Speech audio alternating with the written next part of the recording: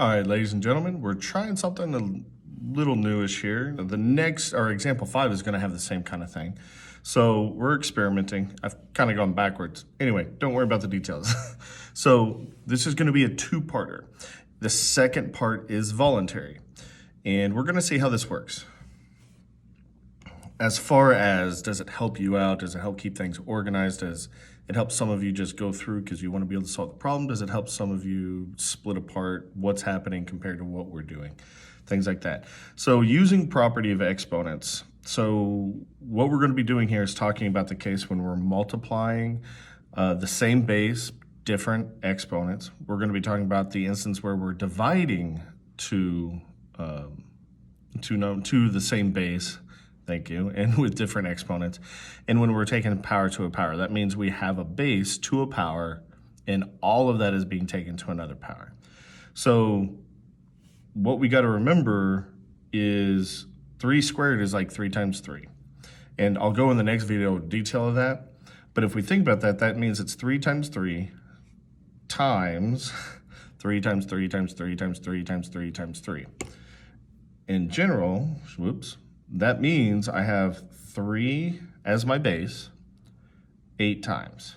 Now, how I actually got that according to my exponential rule or property is that came from 3 squared plus, or 3 to the power of 2 plus 6. And that's because we had 3 twice and 3 6 times. That means I had a total of 3 8 times.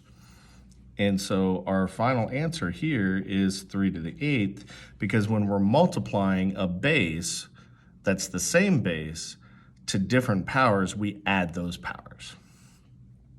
So when we're thinking of terms of division, remember it has to be the opposite of the addition.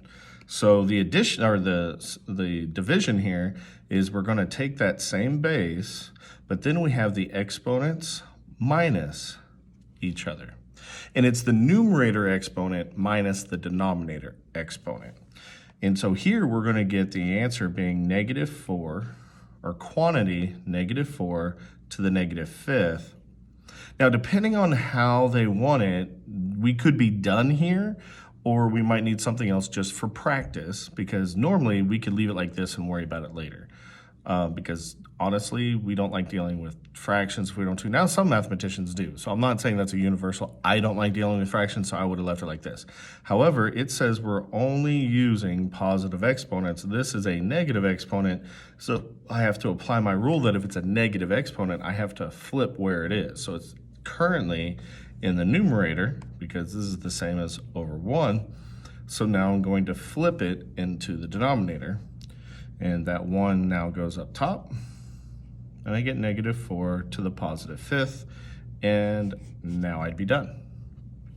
All right, so we got one more example to go through here. We've got z to the 4th times z to the -3rd. So if we're multiplying, remember, or if we have a power, that means we're multiplying each one. And if we're multiplying, that means we add the exponents. So this would mean we have 3 z to the 4ths. And we're multiplying all those, so we have a total of 12 z's. Now the difference here is z to the 4th, that this was a -3, and that's very important. We have -3 groups of z to the 4th, which means z to the -12th is our answer. And again, they want positive exponents only. So I have to remember that that's over 1 is a true statement, because anything over 1 is itself. So I'm going to flip that and be z to the 12th. There we go. So here's an example, or here's 3 different examples. One is when we're going to be multiplying with the same base, we add the powers. When we divide by the same base, we subtract the powers. And when we are actually taking a power to a power, then we multiply those powers and keep the base. We don't always make positive exponents, but this time they wanted us to, so we used our rules to invert our answers so that the exponents became positive.